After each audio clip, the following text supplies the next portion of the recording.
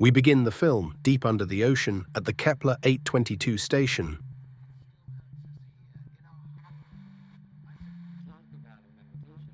Nora Price, a mechanical engineer, is clearly spooked. The lights flicker and she can hear deep, dark noises coming from somewhere inside the station. We hear her say in her head, when you're underwater for months at a time, you lose all sense of night and day. There is only awake and dreaming. Not that those things are easy to tell apart. She continues brushing her teeth. There are more deep, booming sounds and something in the vessel shifts. Suddenly, the ceiling begins to trickle water. This is not a good sign. A large earthquake hits, and the Kepler starts to suffer catastrophic breach from the pressure. The vessel begins an explosive implosion.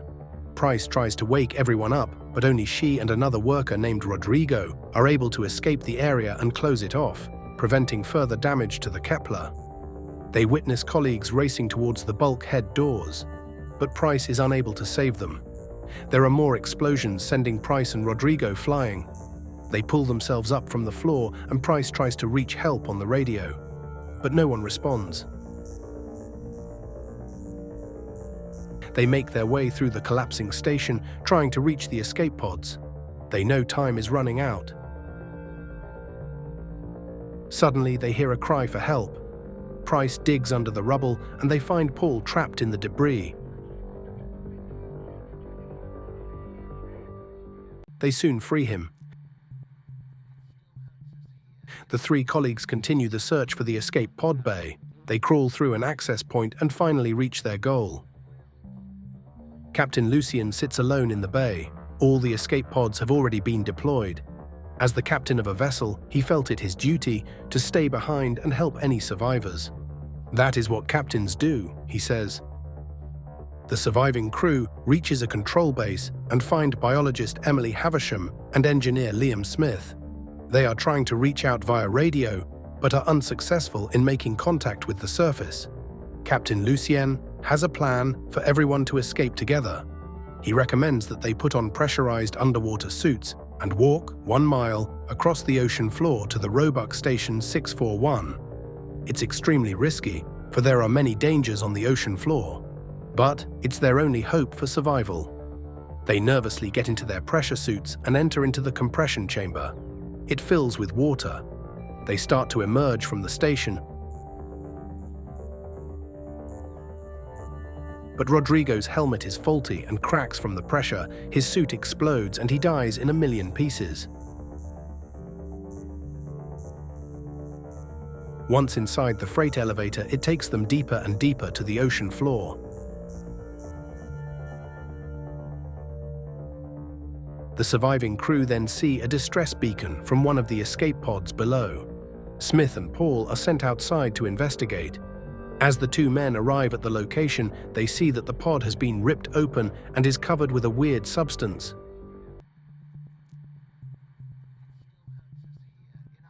A body lies in the rubble. Paul inspects the body, only for a hatchling creature to emerge from inside it and attack him. Smith is able to shoot and kill it with a bolt gun, and they bring it inside. Studying the creature's body, Havisham realizes it is a part of a previously undiscovered species. Suddenly, the power goes out and the crew is in the dark. They sit terrified as they can hear creatures outside attempting to break into elevator car. They can see horrible shapes through the glass. Then the car begins filling with water and the crew must make an escape to the sea floor. The five begin to set out towards the Roebuck station, but as they are walking, the Kepler explodes, causing debris to fly towards them. Smith is hit by the debris, but Price and Lucien manage to save him and bring him inside. They are able to make it to the meet point station by taking an access tunnel, allowing them to charge and clean their suits, but find that Smith's oxygen source is badly damaged from the debris. The crew are able to use a small rail car to navigate down a deep-bore access tunnel. Eventually, the tunnel is too flooded and the rail car becomes useless. They must trudge ahead on foot through the dark tunnel. As they make their way through the access tunnel, Paul is attacked by a creature and is dragged underwater.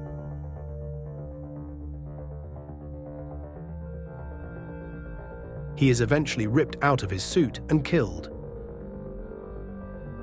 Before leaving the access tunnel, the team discover that Smith's damaged oxygen pod will cause him to breathe in toxic fumes.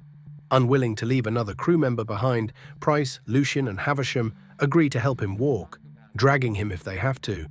The remaining 4 crew members press on and start their walk across the ocean floor. Smith is weak and the others must help him walk. Suddenly, a creature appears around them, but it is hard to see in the murky water. Smith is attacked and the creature drags him into a cave.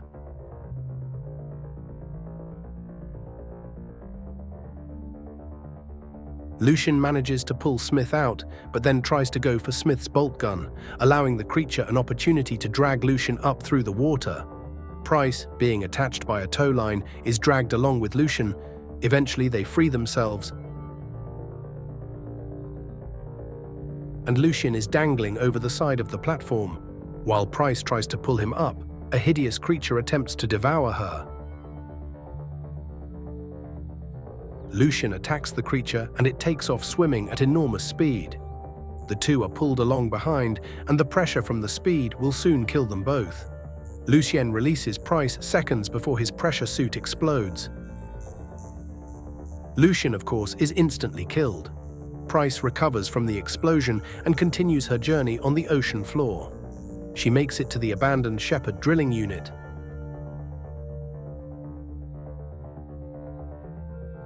Clearly exhausted beyond belief, Price showers and cleans herself up. Price tries to make contact with Smith and Havisham, but to no avail. Price fixes up her pressure suit and sets off for the Roebuck. While she walks along the ocean bottom, she can hear Havisham speaking on the radio.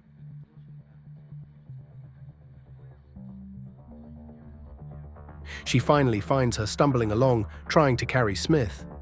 The two women work together to carry their injured colleague. They eventually come upon the Roebuck drilling station. As they enter the station, they notice that there is a nest of creatures hanging from the ceiling. They attempt to sneak past the sleeping monsters, but one of them awakens and attacks Price, trying to rip her out of her pressure suit. Price is partially swallowed by the creature, but she uses the bolt gun and shoots through its body. She then breaks free. More creatures are now awake. She reloads the bolt gun and prepares to battle them. Suddenly, a gigantic creature rises up. Price stares in disbelief. She runs for her life towards the Roebuck. Before reaching safety, a huge explosion sends her body hurtling through the ocean. Havisham saves her and Smith, bringing them both inside the Roebuck.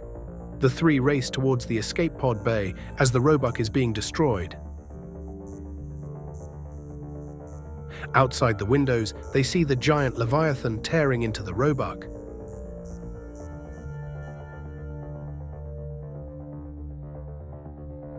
Finally, they reach the escape bay.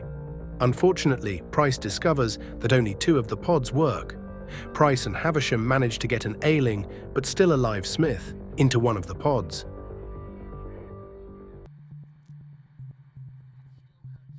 And Price eventually convinces Havisham to take the last one. Price now knows she will die.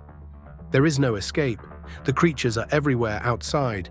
They now begin to pursue the escape pods.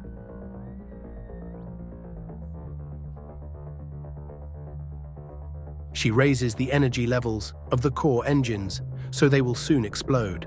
This will destroy all the creatures and allow the escape pods to reach the surface safely. She waits.